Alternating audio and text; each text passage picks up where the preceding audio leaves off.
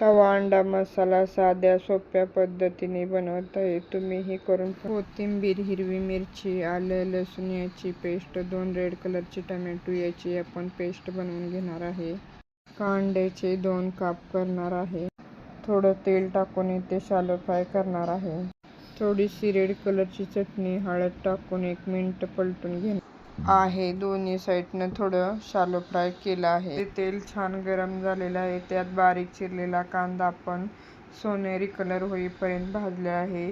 हिरवी मिरची, लसूण, आल्याची पेस्ट आपण इथे टाकली आहे. टोमॅटोची प्युरी टाकलेली एकजीव करून आपण इथे छान भाजून घेतलेला आहे. काश्मीरी लाल तिखट, कस्तुरी मेथी, धना पावडर, सर्व मसाला एकत्रित करून थोडंसं पाणी टाकलं, दही थोडंसं, सर्व मिक्स करून तेल सुटेपर्यंत भाजून घेतलं. थोडंसं मीठ टाकलं चवीनुसार. तेल छान सुटलेलं आहे. आता पुन्हा सर्व अंडी ठेवणार आहे.